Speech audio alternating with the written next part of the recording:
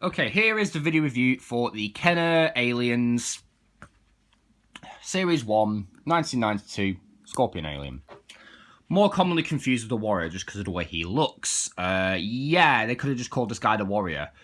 You could easily customize this into the Boiler Alien from Colonial Marines. Just spray it a very pale bone colour and then put some lumps of clay and glue them on. And then paint those a very, very yellowish acid green colour. And you get a custom boiler. I may do that if I get a second one. And right, here's a quick size and scale with some of the Marines. Obviously, he is taller than Drake, which is, he needs to be taller than a human because he is a traditional size xenomorph. And they all need to be taller. The killer crab's obviously the shortest, so we'll get those out of the way. Just look at the detail here. Very aliens-like. Very aliens as in the way the head is shaped. Except the teeth are a lot cruder looking, but they look very gnarly, very nasty. Which is a good thing. You want that in an alien.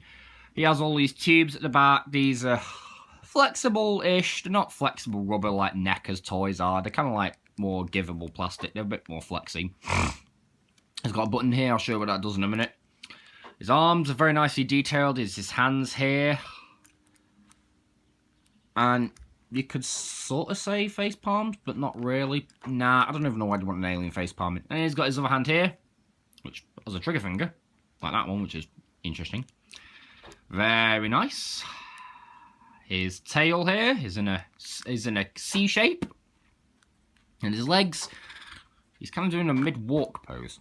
So, articulation. Now, despite this guy's gimmick, because he comes into multiple different pieces, he actually has a very good range of articulation. His head can rotate. It goes left and right.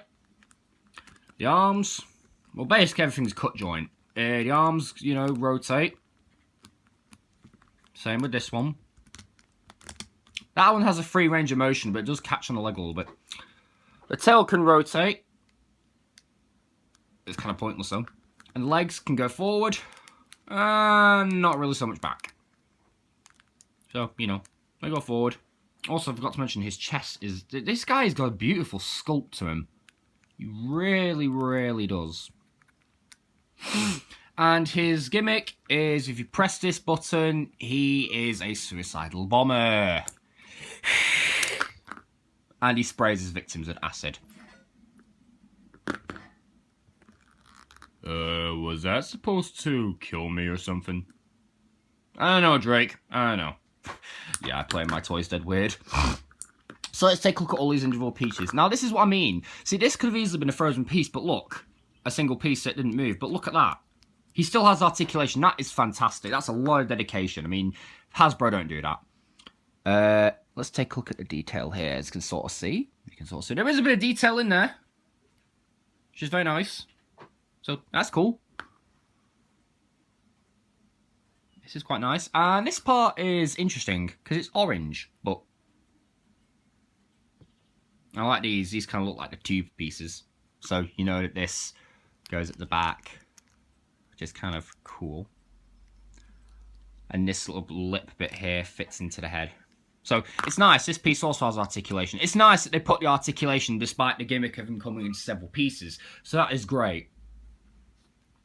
You don't commonly see these on eBay complete, I've noticed, but I got mine complete, which is good.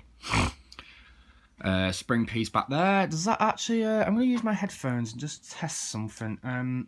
Use this port. Yep, that's the spring part that makes it all come apart. What I like is this button's got a big, thick metal piece here, like a zinc metal. So it's not going to break over time, it's actual metal, which is great. Now, there are several ways you can put this guy together. But first of all, we'll show you the main one. You put that in there. Now, these little dimples, there's little dimples. Probably see them there and there. And they don't peg. They're just kind of like, they just help the whole thing stay together. You put it here. And then what you do is you push the head down. That basically clicks the core into place. And that's basically what it does. You can partially assemble this guy. So you can...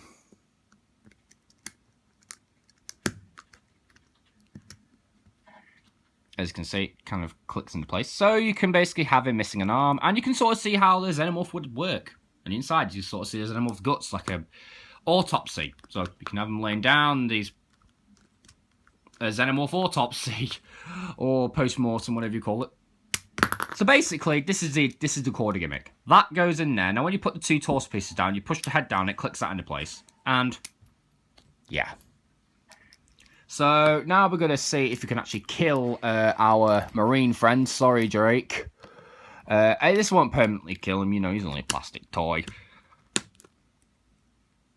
So we'll say, now this gimmick would correspond with Apone. When Apone would throw his grenades at him, that's when you press the button. That's basically how it would work. Of course, there's no detail there. This is one of my favourite ones, I think. I quite like this guy. Now, you may not notice this on camera, but he actually has... Oh, you can notice he has a very, very subtle bronzish wash on him. Now, I've got the flash. They've got the flash, and it kind of helps. It's not all over him. It's in some decent spots, like the back of his head, the back of him, and all that. But most of him black traditionally. I give this guy a high recommend. He may not be the traditional alien, but he looks enough like it so that he could pass off as one. And he'd make a great custom boiler if you get a second one of these. Even though Cloning Marines was a bad game, you had to admit there are a lot of things that did right. So yeah, I'm going to give this guy a solid 8. Oh, didn't give this guy a rating. Oh well. He's a good figure too. So, hope you enjoyed this video, and I'll see you guys in the next one. Peace.